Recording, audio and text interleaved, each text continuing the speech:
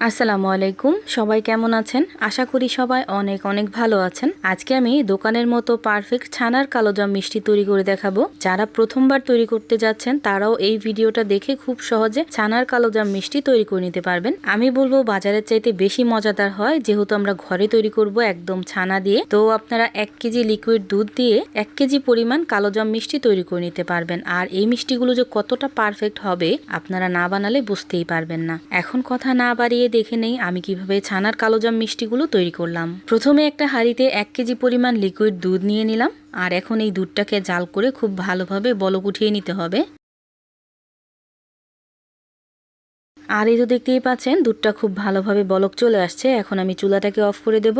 আর একটা বাটিতে 3 চামচ পরিমাণ 4 থেকে 5 চামচ পরিমাণ পানি দিয়ে গুলিয়ে এখানে দিয়ে দিলাম। অল্প অল্প করে দিব আর গুলিয়ে নিব। এভাবেই করলে নরম পাকের ছানা তৈরি হবে। মিষ্টি বানানোর প্রথম কাজ হচ্ছে ছানাটা পারফেক্টভাবে তৈরি করা। আপনারা চুলাটা বন্ধ করে 2-3 বারে আপনারা ভিনিগারের পানিটা দিয়ে খুব ভালোভাবে ছানাটাকে তৈরি করে নেবেন। দেখতেই পাচ্ছেন ছানাটা খুব ভালোভাবে তৈরি হয়ে গেছে। এখন একটা সুতি কাপড়ের উপরে এই ছানাটা ঢেলে নেব আর ঠান্ডা পানি দিয়ে ছানাটাকে খুব ভালোভাবে ধুয়ে নেব। ততক্ষণ পর্যন্ত ধুয়ে নেবেন যতক্ষণ পর্যন্ত ছানার থেকে গরম ভাবটা না যাচ্ছে।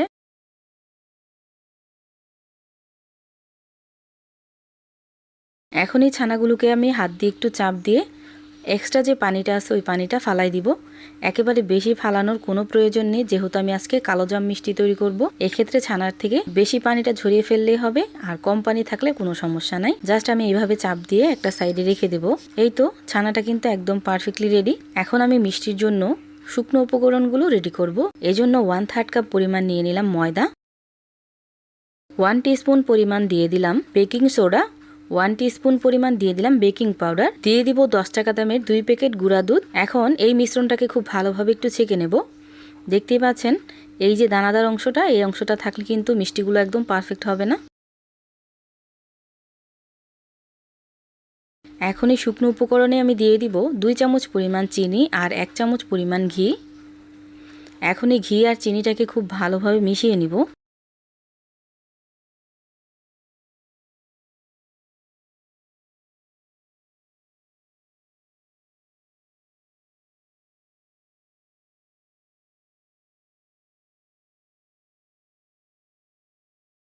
খুব ভালোভাবে যখন মিশিয়ে নেওয়া হয়ে যাবে ওই পর্যায়ে এসে ছানাটাকে এখানে দিয়ে দিব। এখন ছানাটা দিয়ে খুব ভালোভাবে চটকিয়ে চটকিয়ে মেখে নিতে হবে। এ পর্যায়ে এসে যেহেতু এগুলো একটু শুকনা হয়ে গেছে এই জন্য এখানে আমি 2 চামচ পরিমাণ পানি ব্যবহার করব 2 বারে। আপনার এখানে অল্প অল্প করে পানি ব্যবহার করবেন, চাইলে একটু বেশিও লাগতে পারে আবার একটু কমও লাগতে পারে। আমি কিভাবে মাখতেছি আপনারা দেখলেই বুঝতে পারবেন। ঠিক এইভাবে খুব ভালোভাবে মেখে নেবেন। এমনভাবে মাখতে হবে যেন বেকিং সোডা আর বেকিং পাউডারটা খুব ভালোভাবে ছানা আর ময়দার সাথে খুব ভালোভাবে মিশে যায়।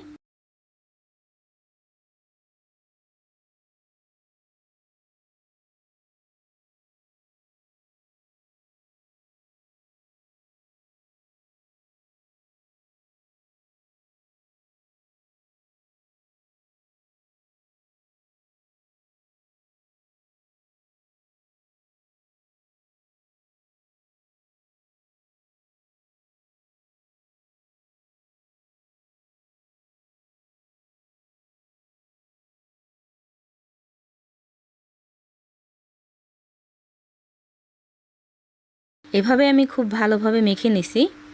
এখন আমি মিষ্টির শেপগুলো দিয়ে নিব। আপনারা চাইলে আরও বড় বা আরও ছোটো করে তৈরি করতে পারেন, আবার চাইলে গোল করেও তৈরি করতে পারেন।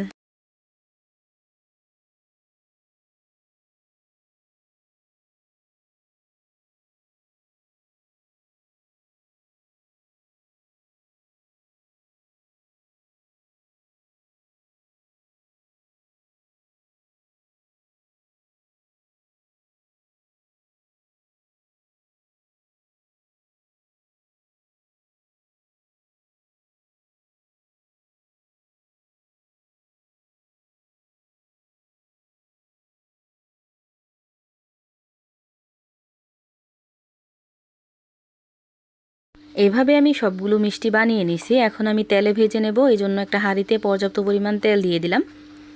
মিষ্টিগুলো ভাজার সময় যদি তেলের পরিমাণটা একটু বেশি হয় তাহলে কিন্তু একা একাই মিষ্টিগুলো ঘুরে ঘুরে পারফেক্টভাবে ভাজা হয়ে যায়। আর আমি এখানে তেলের পরিমাণটা একটু কম দিছি, এজন্য আলতো হাতে নেড়ে চেড়ে এই মিষ্টিগুলো ভেজে নিতে হবে। এভাবে আমি সবগুলো মিষ্টি দিয়ে দিলাম। আর এই তেলটা কীরকম গরম আছে আপনারা দেখলেই বুঝতে পারবেন। চুলার হিটটা মিডিয়ামে রেখে তারপর এইভাবে মিষ্টিগুলো ভেজে নিতে হবে।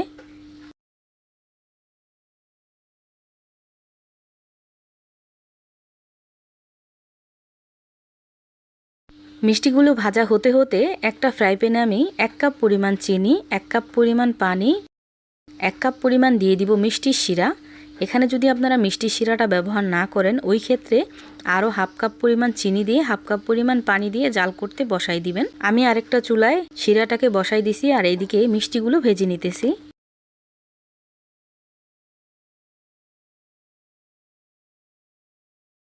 মিষ্টিগুলো আমি ঠিক এইভাবে ভেজে নিয়েছি, এখন আমি উঠিয়ে নিব।